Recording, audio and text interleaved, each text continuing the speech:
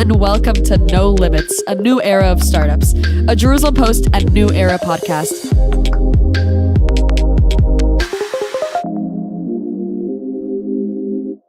As this is our first episode, let me tell you a little bit about what's going to happen here. Every episode, we're going to showcase a different leading startup from those selected by New Era Capital, one of Israel's most selective venture groups, as well as other companies with the chutzpah to try to create unicorns with a heart. Your hosts are Gideon Argov, Gidi for short, who's a longtime leader in Israel's high-tech and investment industries, the founder of the Shlomo Argov Fellows Program at Reichman University, and the co-founder of New Era. He'll be joined by myself, Tamar Uriel-Beeri, managing editor of the Jerusalem Post's website, jpost.com. Together, we'll be bringing you some of the leaders in Israel's high-tech and business world to discuss what it really means to be a leading member of this new era of startups. So with that little intro out of the way, let's get started. Gidi, first episode. Tamar, first of all, a pleasure to be working with you on this project. And even more so, we're going to be welcoming a series of phenomenal founders. Very exciting, yeah. Each of whom has a different company in a different industry, but each of whom is leading a company that is not just going to do well, we believe, from a business standpoint, but also has a company that can have a positive impact around the world. What's called in Hebrew tikkun olam, a bit of repairing the world. So it's both business success and a success from a social impact standpoint. That's what we try to do at New Era. We try to identify companies that have this mixture of excellent prospects for growth and success, but also, as you called it, unicorns with a heart. Right. You guys have kind of a sort of sixth sense, if you will, for these kind of companies. That's the rumor that I heard through the grapevine. I'm not sure we have a sixth sense, but we do try to identify. The good news is Israel is blessed with a plethora of phenomenal founders who the Startup Nation. It's Startup Nation, and it's now even more interesting than Startup Nation. Startup Nation was a great book. It was written about 20 years ago, but what's happened since then is that there's so much more experience and so much more capability in this country around the creation of value in technology companies than there was when Startup Nation was written. Most of the companies that we invest in today are actually led by second or third time founders. And if you had told me we'd be doing that 15 years ago, the odds of that happening were very, very low. Today, many Israeli founders have already found business success, have built companies, have either sold them, taken them public, monetized them in other ways. And so you have all of that experience now being recycled into new startups. That's very exciting because the chances of success after learning from mistakes and after improving one's ability to deal with the challenges of building a global business are so much greater than they were the first time. Though I think it's equally exciting to see like those newcomers to the industry as well kind of kick off and start, these excellent projects, right? It is true. There's a certain naivete that every founder has to have around the vision and around what's possible, because in the end, every one of these companies and every one of these teams, it's like Robert F. Kennedy said, some people look at the world as it is and say, why? I look at the world as it could be, and I say, why not?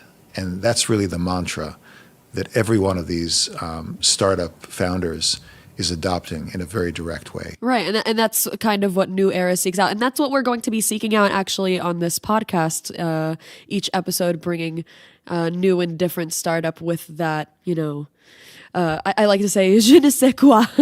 Exactly. It's I wish it was pure analytics, but there's a lot of human elements around it that are difficult but critical to analyze. Yeah. And with that, I do want to segue into our first interview.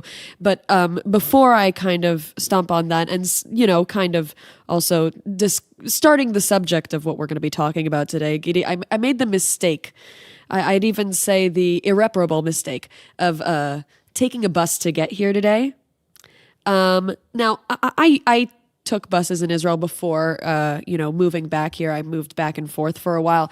And the way I remember it is far worse than I experienced, but it's not ideal. I don't know when the last time you were on an Israeli bus was, but it wasn't a party.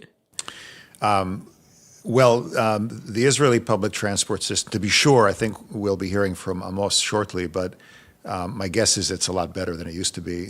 When I grew up in Jerusalem, there weren't many bus routes. The buses were really old, but we were kids, and it was sort of the only way to get from point A to B because the roads were not so great. The train from Jerusalem to Tel Aviv took about, it was a Turkish railway line. It took about 2.5 hours if you ever got there.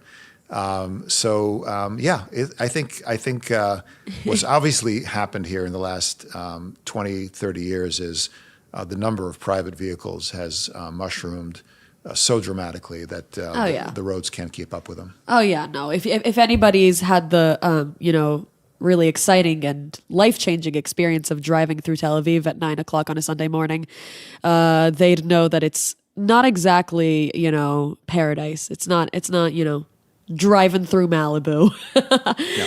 But you know what? I think it's nevertheless important to recognize that we've seen a lot of change, a lot of improvement. Israel is nevertheless a young country. Roads were built not too long ago and are still being constructed. So you know what? It's important to look on the bright side. It's better off than we could have been. It's better than Jerusalem however many years ago. Agreed. And it's a global problem. I think we'll be hearing from OptiBus about their growth around the world. This is not an Israeli issue. It's an issue that's affecting every industrialized and every non-industrialized country around the world. Yeah, and at the same time, it's important to recognize the value and importance of, I say optimizing. I realize now that OptiBus is optimizing buses. It's very important to recognize how important it is to optimize public transportation routes because ultimately when we're talking about eco challenges that the world is facing, trying to lower the amount of private vehicles on the street is really the next step forward, or at least, going clean energy. It's one or the other, and the two kind of go hand in hand. So with that, let's transition into our first interview of the podcast. Absolutely. So we have with us today Amos Haggiag, who's the co-founder and the CEO of OptiBus, which is a phenomenal company that I've known for 5 years.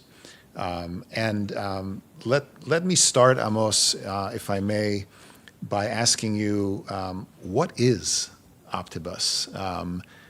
And what is the problem that you guys are trying to solve in the world of transportation? Great. So hi, Gidi. Hi, Tamar. Great to be here. Great to hear that you came by bus.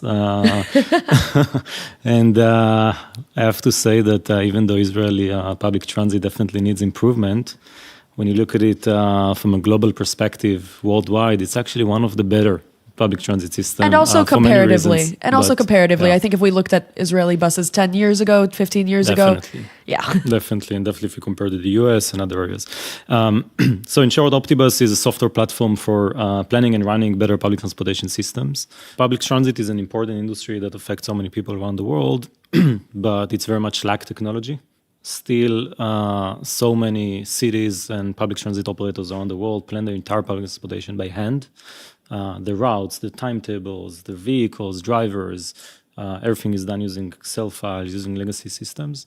And while technology is advancing quite rapidly, and that's what led us to bring OptiBus, we think that we can improve such an important industry with technology and AI.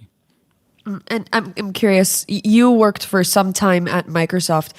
I'm trying to understand how you get to the point of creating a company that has such a big image in mind. What do you think were some of the key takeaways from Microsoft that brought you to this point?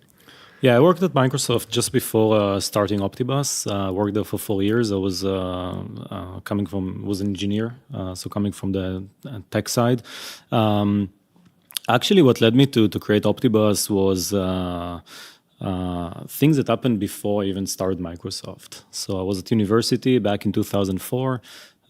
There I met my co-founder, Eitan, who became my co-founder for OptiBus. He's today the CTO of the company.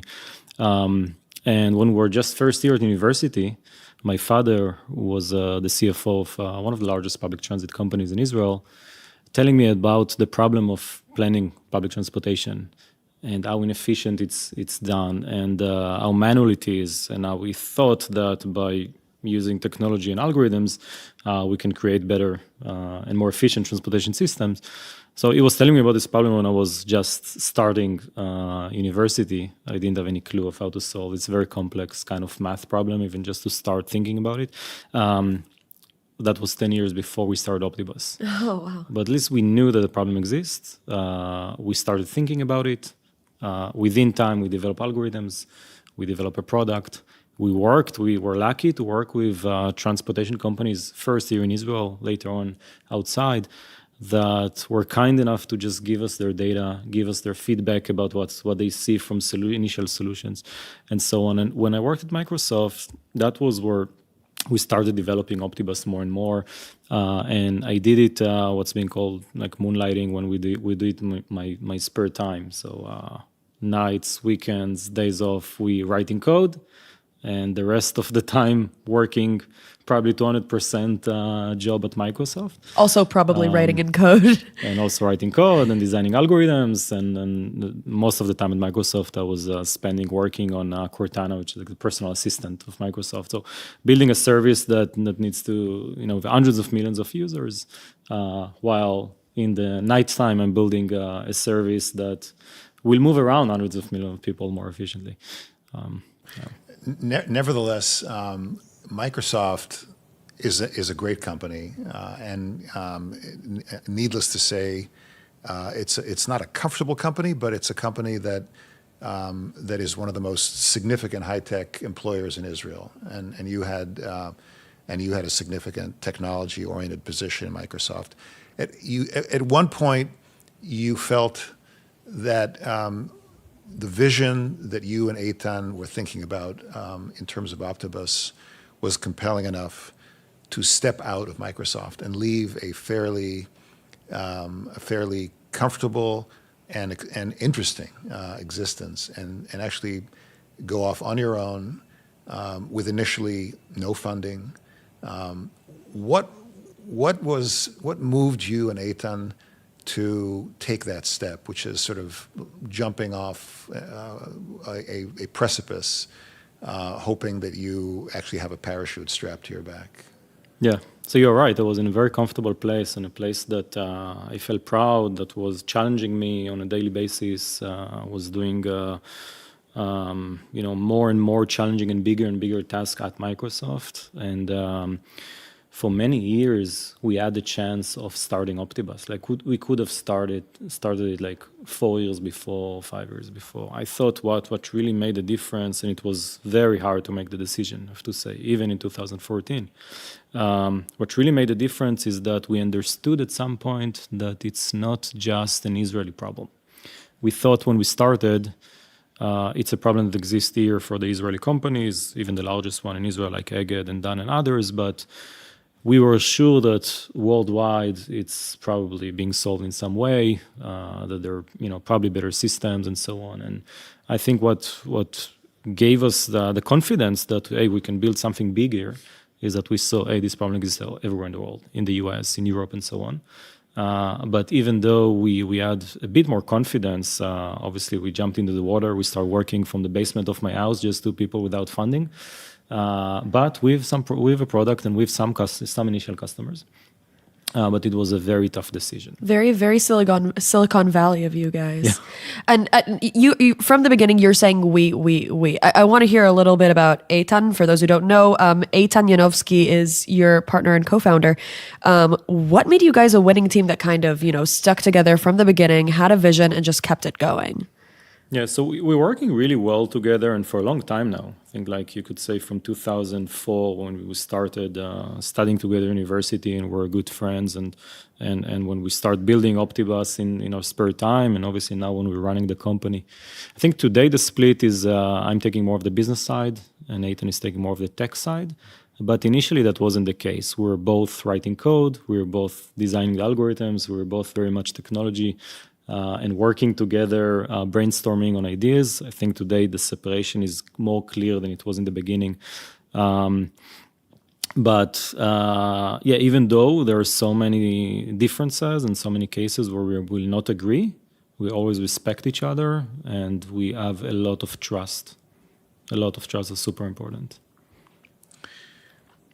When I met you, I believe 5 years ago or 6 years ago, the company's 8 years old. It was relatively early in the company's life cycle.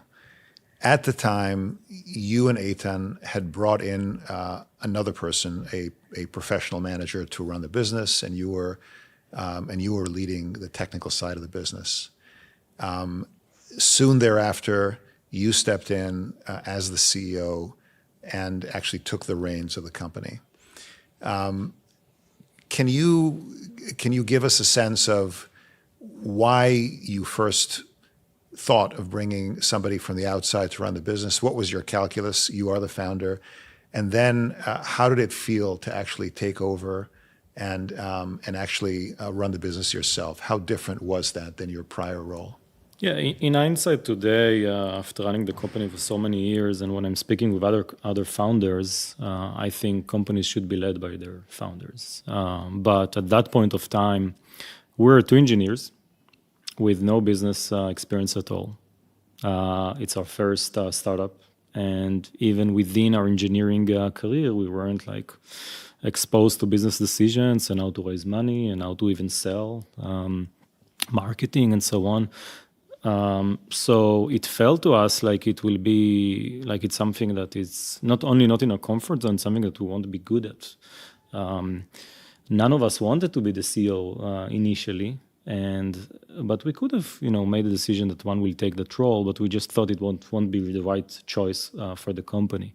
Today in hindsight, I will recommend differently, and I see many founders think the same, and today I will recommend differently. I think that coming from the tech and from the product and from deep understanding of the algorithms and the pain points of the customers to learning the business aspects, even though it is challenging, of course, it's a bit easier than doing the opposite. So it was, when you say the moment that I took the CEO position was definitely very challenging for me. So if we ask about like moving from Microsoft to OptiBus was a big jump, that was even bigger. Very much not in what I thought was my comfort zone at the time. A lot of stress as being the CEO because everything is on you. At that time, that was very early stage. The company was before even round A. So it wasn't clear that we will even have the financing to support the company long term. Like it was really in a risky situation at that point of time. So you get all of that. It's a bit easier to be even an engineer or even a CTO in that company than to be the CEO with that type of pressure. Luckily, very quickly after I took the position, the company was able to raise money in good terms and grow the company in very high pace, both in the business side and what led eventually to bigger rounds of financing and bigger valuations. So it was a very short time of being in pressure, but it was definitely very tough. Yeah. And it kind of saw some sort of release shortly thereafter. Now, you've been in this position for a while now. I'm curious, how would you define your leadership style if you kind of had to? What are the, defining characteristics of how you like to lead your team, which is now far more expansive than it had been at the beginning, of course?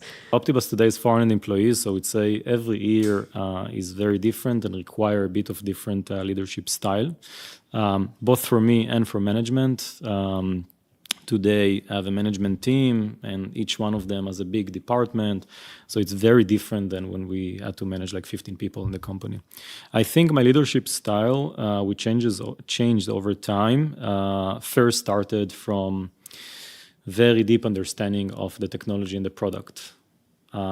rather than coming from someone with much more business focus than what it is today. I think with that, I was very much involved in the day-to-day decisions of product, tech. Even when I started the CEO position, I was still very involved in the product and technology. And I think that helped me make the right decision in where the company should go and what kind of product we should build or not. And decision about regions and so on. Today, I'm learning as the CEO every year, and today it's very different. You need to hire the right people. You need to give them a lot of autonomy to do the work. So I would say today my work is more similar to an HR type of position. Like make sure you have the right people, make sure you have the right culture, lead the vision of the company, make sure even the employees are all going in the same direction. So it's less detailed than it was in the beginning. I'll just follow that up real quick. What do you mean by creating like a specific culture? Like how would you define that culture? Yeah, I think OptiBus is a very unique culture. It's probably driven by the impact that the company is doing. So many employees are coming to OptiBus because they want to make an impact on the world, not like but just saying that, but really like real world impact. They like to see that the work that they're doing affects the end passenger that is now taking a better route, or the bus is on time, and there are actually vehicles that are driving around the city because of their work, because of their code that they're writing. So I think many of the people in our space, we call them transit geeks, they have a strong passion to public transportation, and they believe that by making better public transportation system, we can create cities that are more sustainable and more efficient for people to move around with less emission, less traffic jam, and real world impact like on the daily work that they do. And those type of people, they want to work in a company that puts that type of industry in the focus of what we do. So I think this is the main thing. With that, we get people that are passionate every day on what they do and that are really good to each other and work together on a common goal. Related to that, you are a very multinational, sort of global business today. You've doubled the number of employees, almost doubled them from about 200 to almost 400 in the past year. You're experiencing what is commonly referred to as hypergrowth, which is a very good place to be. And you've become much more global. I believe you have employees in about 25 different countries around the world.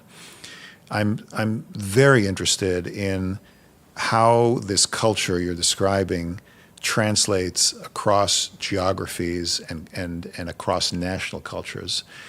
Israel is a unique ecosystem. Many of the founders and many of the people who work in startups in Israel know each other, grew up together, served in the military, or know each other through family contacts and other contacts, universities and so forth.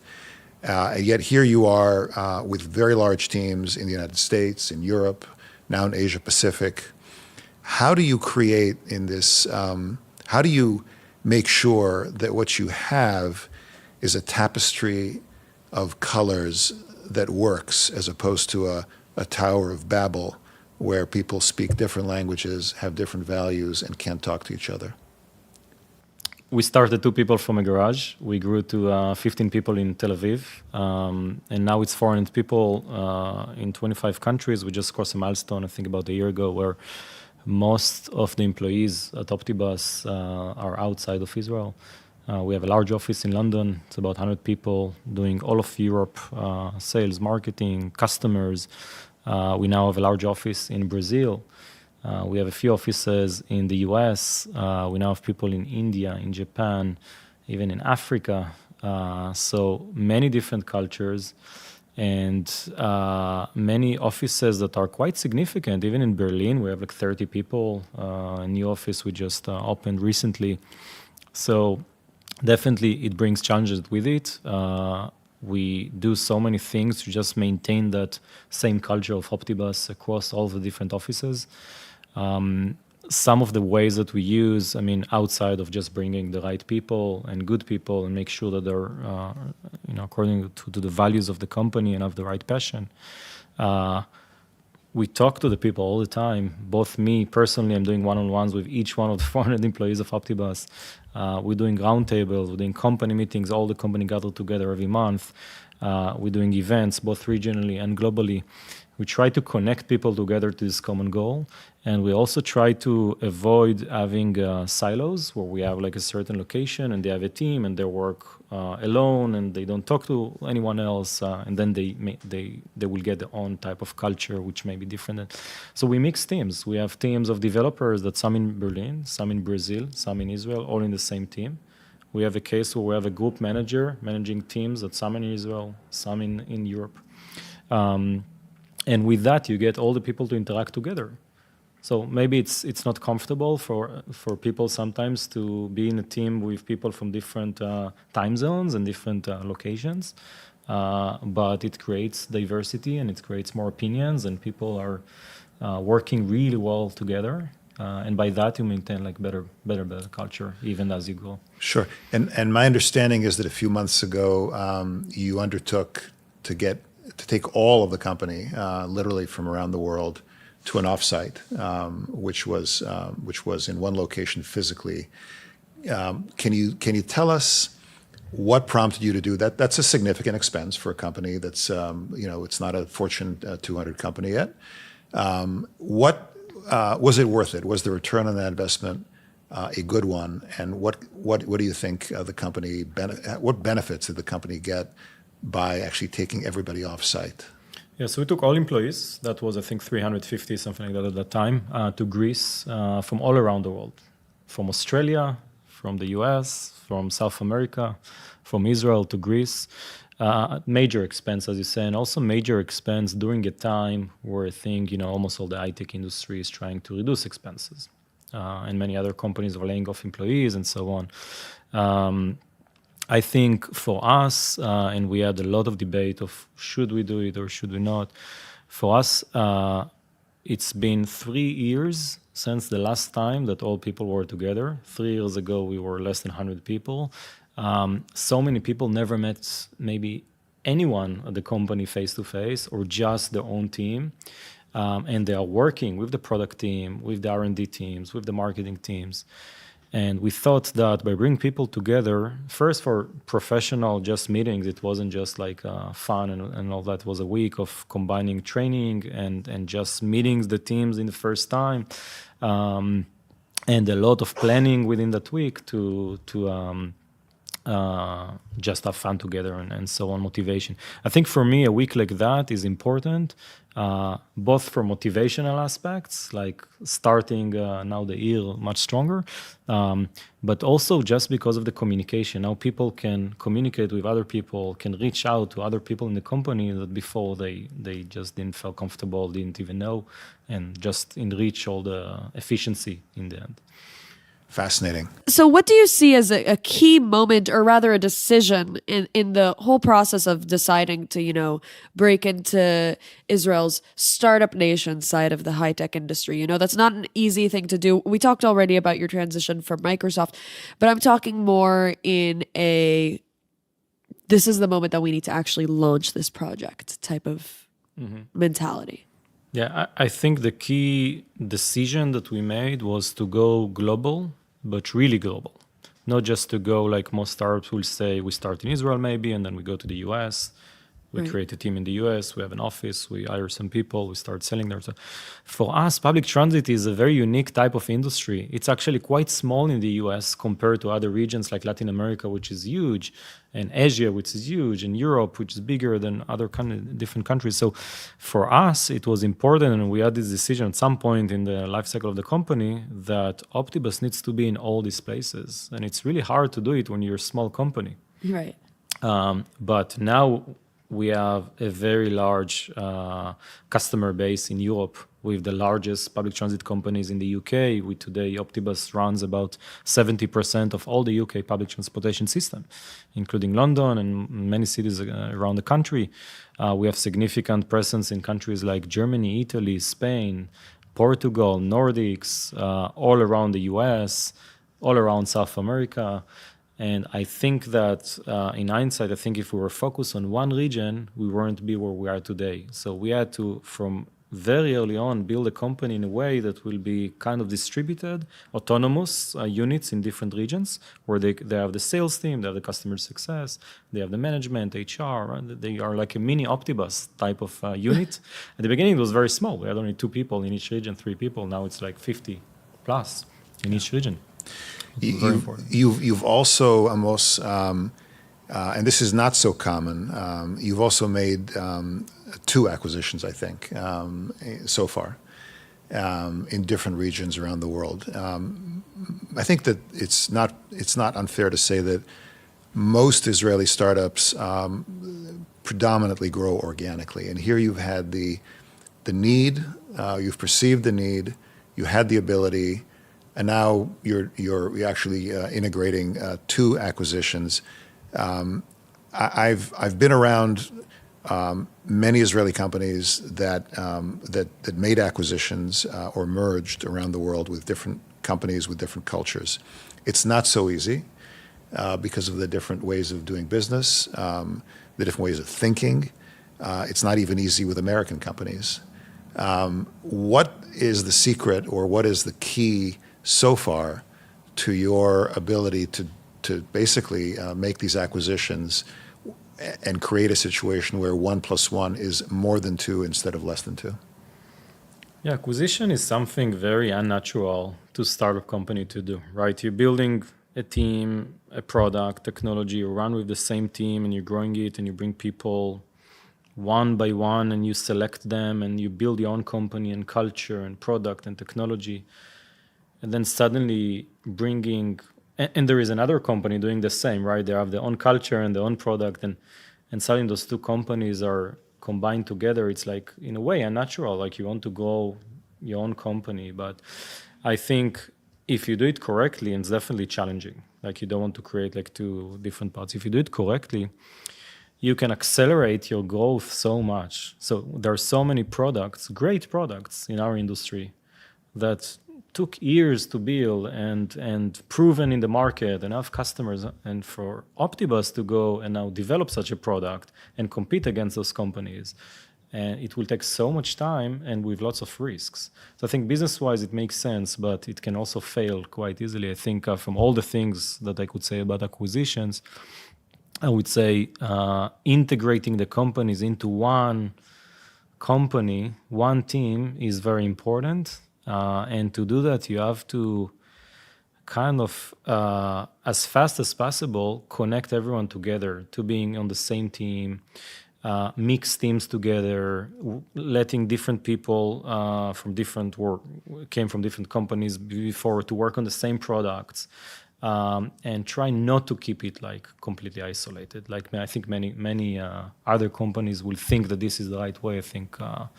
I think that you should mix as fast as possible. I think that's fascinating, and I want to segue, if I could, into the area of back to the area of impact, because when we had a discussion early on about, for example, measuring the impact, the positive impact of the company, you were all over that. You actually had started to do that even before we had that discussion, as it turned out. In the case of OptiBus, it's one of the companies where you can actually measure, or try to measure, the impact in terms of carbon footprint reduction quite directly, because what you do helps reduce the number of what are called deadhead runs, where buses are empty or half empty, idle time at stations waiting for passengers. When you sum that up over tens of thousands of buses around the world, that's very significant. What I want to ask, though, is how do employees relate to that, and how do they think about that? Is that a motivational factor for somebody working in a sales office in You mentioned Africa. In an African nation, a small part of the company today, is that person waking up thinking, I work for a company that's reducing carbon footprint, it's having impact. How does that work? Yeah, so you touched some of the direct points of how we create impact and how we measure it, which is maybe the most direct is that we reduce vehicles, we reduce mileage, that reduce directly CO2, and we have a direct measure on that. I think this is probably the small part of impact. The bigger part of impact that we do are two things. One is electrification. Which is our technologies enables large fleets of vehicles to move into fully zero-emission vehicles. Think about cities. We work with some of the biggest in the world that are going fully electric. No more diesel buses, no more pollution in public transportation, which I think will lead also to zero emission in other forms of transportation as well. And the other thing, which is, I think this is the major one, this relates to your point on Africa, is by creating better public transportation system, you can bring and create better transit system for people that didn't have those before, and move them from other inefficient means of transportation to better transportation system. That's the biggest impact you can do. Africa specifically, we work with in Kampala in Uganda, and a few other cities in Africa. Kampala, as an example, it's a city that practically didn't have a formal public transportation system ever. No buses, no rail system. People used to go to work either by walking, on average 1.5 hours every day that they walk to work, or by using these kind of taxis that are unregulated. They may come or may not, very dangerous as well, lots of accidents and polluting. And now, for the first time, Kampala is building a public transportation system for a city that probably needs it the most because it's only 5% car usage. So it's a city where if you build public transit, most likely, most of the people will use it every day. And OptiBus is really the technology behind all of that. So that's huge impact. It's a place that, a person wakes up in the morning and is saying, hey, I'm working on a project that will deliver a public transportation system for millions of people that didn't have that before. That's so much impact. Super interesting. I mean, that's a huge difference. So if you had to kind of broaden your outlook from that point to the already dozens of countries that you're in, dozens is accurate, I think, right? Yeah. What would you say is like the image for the company? Where are you going to be in 5 years in an ideal circumstance? So we just announced a few weeks ago that OptiBus is now powering 2,000 cities. With our 2,000 cities, Vienna and Austria. So definitely we'll keep going there. But I think even though we are working in 2,000 cities, it's really just the beginning. It's both the beginning of like just expansion globally, but also in the impact that public transportation generally can bring to the world. I think that as cities are growing, we need to reduce the reliance on the private car because it's not scalable, it's not sustainable. Cities are growing and growing and growing, but land is quite fixed, and we have more and more traffic jam and more gridlocks. And cities are doing more and more investment. We see it in the US, we see it in Europe. Huge investment in sustainability and in building infrastructure that can move the masses much more efficiently than the private car. So I think it's not only OptiBus. There are so many other companies that needs to be involved, and governments and cities. But eventually, if we do our work correctly, and if you look at the vision of the company and where technology can lead, is it can lead to transportation that is way different than what we see today.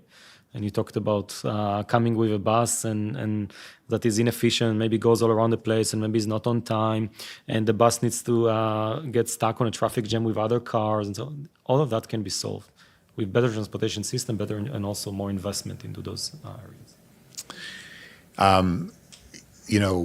The world hit a bit of a speed bump at the beginning of 2020. Some say that 2020 never really ended. It's true.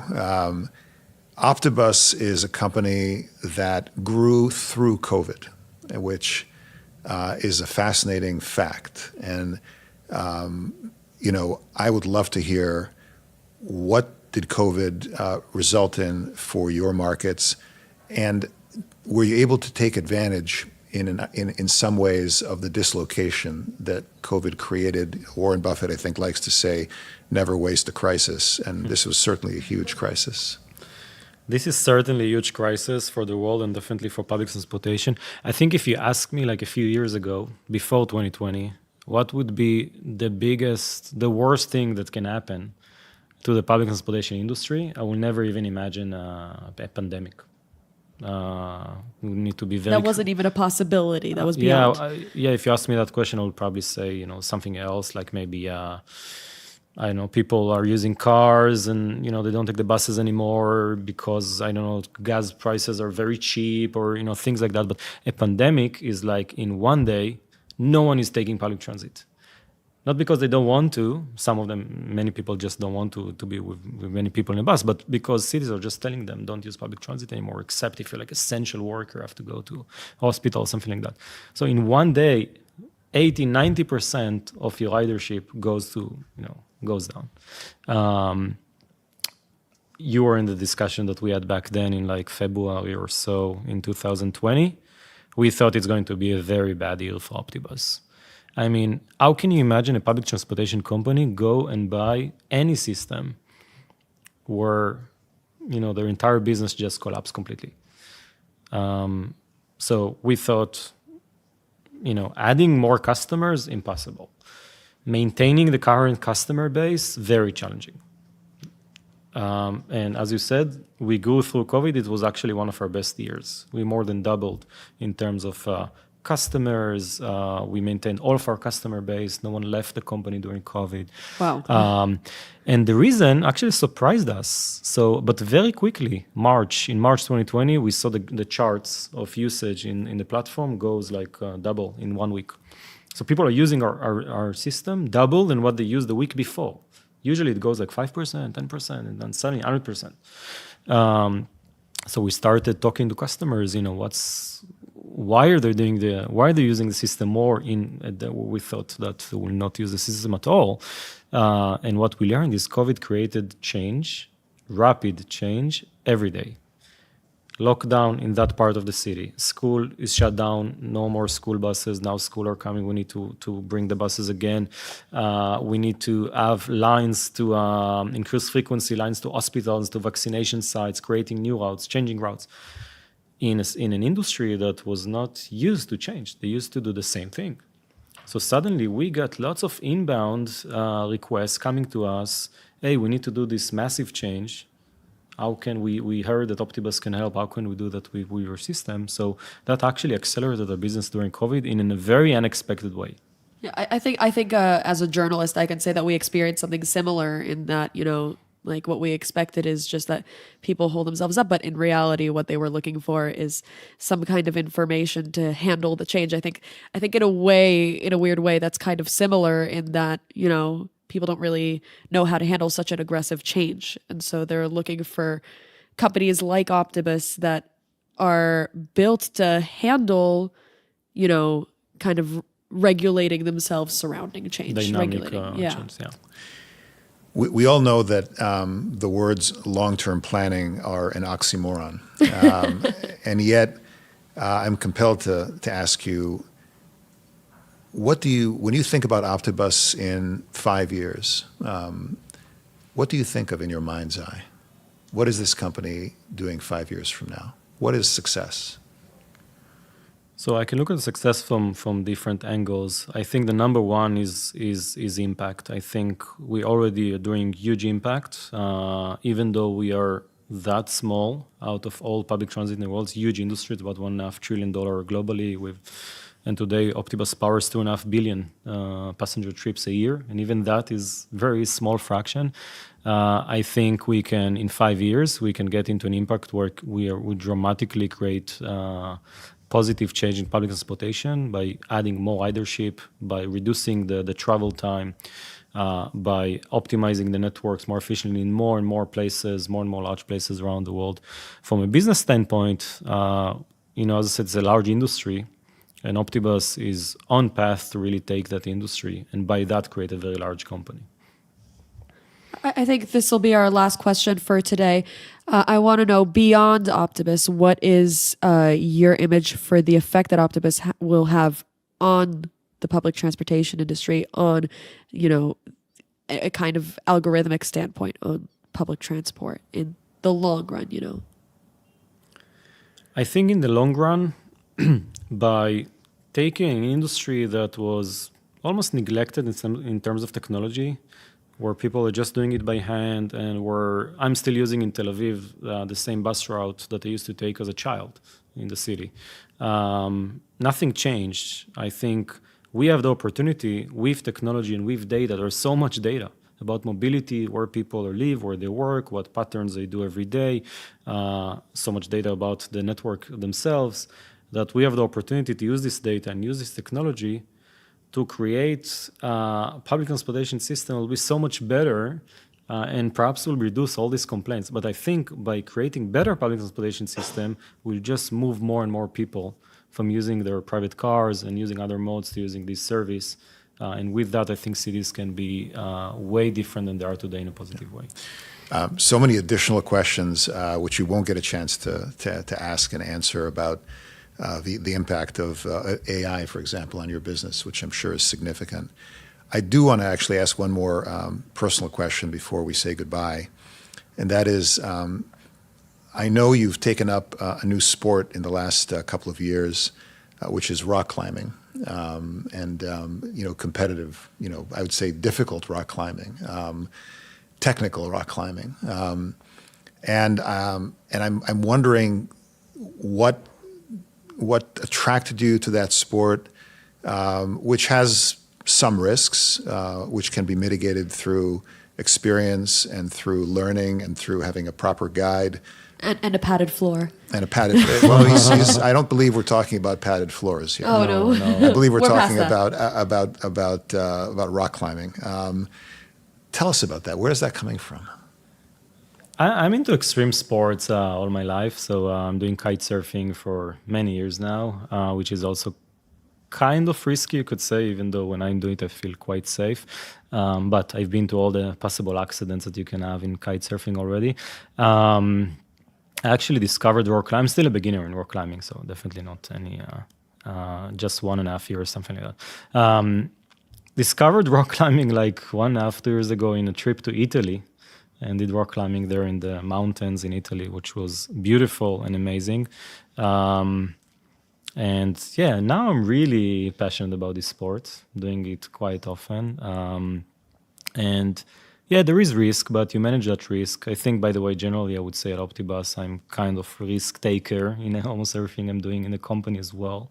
But doing it in a way that is safe eventually.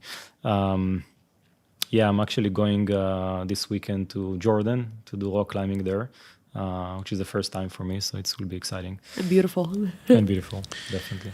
Well, thank you for a most fascinating, look into not just OptiBus and transportation, but also what you're building, because we know as investors and incredibly fortunate investors in your company that you're building something very, very special, which is already impacting the lives of millions of people in a very positive way. But it's very interesting to get behind the story and behind the people. And so, thank you so much for joining us and spending the time. And hopefully others will benefit from this as well. All right. Thank you so much. Thank you, Gidi. It's been a pleasure. It's been a pleasure. Thank you.